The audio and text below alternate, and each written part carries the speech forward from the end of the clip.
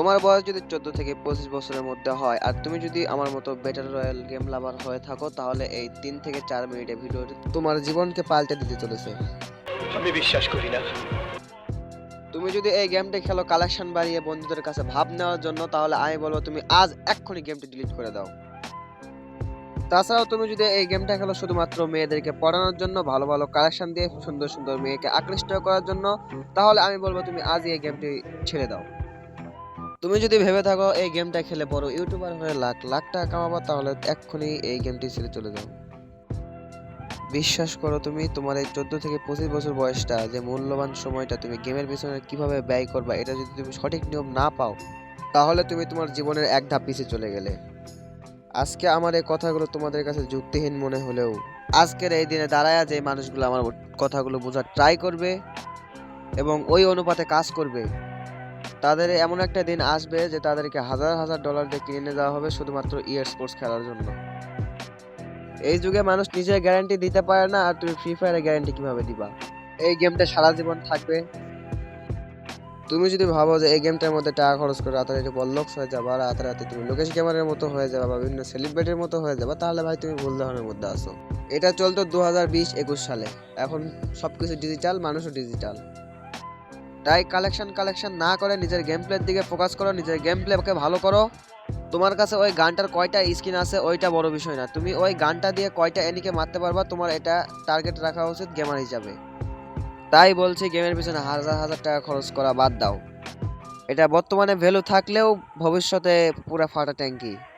তাই তোমার এই 14 থেকে 25 বছর বয়সটা কোনো মেয়ের চক্করে পড়ে যদি নষ্ট করে ফেলো, তাহলে তুমি সেই পস্তাতে চলেছো 26 বছর বয়স থেকে। তাই বলছি, তোমার মেন্টালিটি যদি মেয়ে পড়ানোর মধ্যে সীমাবদ্ধ থাকে, তাহলে আজই গেমটি ছেড়ে দাও আর বুদ্ধির ছেলে যায় পড়তে বল যা।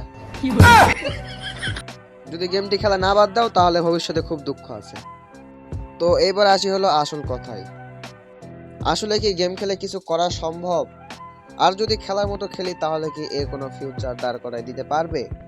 তাহলে উত্তরটা হলো, ও শুধু তোমার ফিউচার না, তোমার ভবিষ্যতে এত টাকা ইনকাম করার সাইডও বের করে দিবে, যেটা হয়তো বা তোমার বাবার মাসিক বেতন থেকেও বেশি।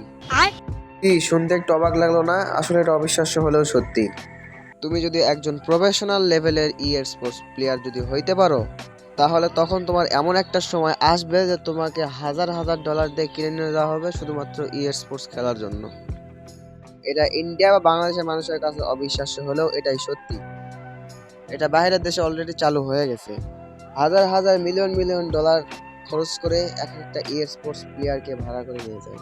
তাই আমাদের টার্গেট থাকতে হবে একজন ভংচং গেমার না হয়ে একজন রিয়েল গেমার হওয়া এবং স্পোর্টস প্লেয়ার হওয়া, যাতে আমাদের কেরিয়ারটা সেট হয়ে যায়।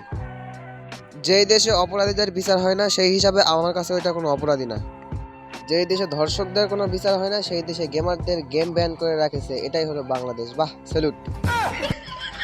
এমন একটা সময় আসবে যে এই দেশের গেমগুলো আনব্যান হবে আর এক একটা বড় বড় টুর্নামেন্ট হবে, যেখানে স্পোর্টস প্লেয়ারদেরকে কিনে কিনে নিয়ে যাওয়া হবে হাজার হাজার ডলার দিয়ে। তখন দেখবা স্পোর্টস প্লেয়ারদের কতটা ভ্যালু, তখন দেখবা ইউটিউবারদের থেকে স্পোর্টস প্লেয়ারদেরকে বেশি দাম দেওয়া হচ্ছে। একটা ভিতরের কথা বলি, অনেক ইউটিউবারই আছে যারা স্পোর্টস প্লেয়ারদেরকে কিনে নিয়ে যায়, টুর্নামেন্ট খেলে আর বলে ওইটা নাকি তাদের স্কোয়াডের প্লেয়ার।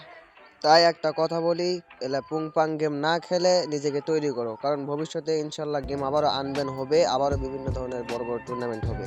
তাই এখনই নিজের স্কোয়াডকে তৈরি করো। আর দেখা হবে নেক্সট কোনো ভিডিওতে। আল্লাহ হাফেজ।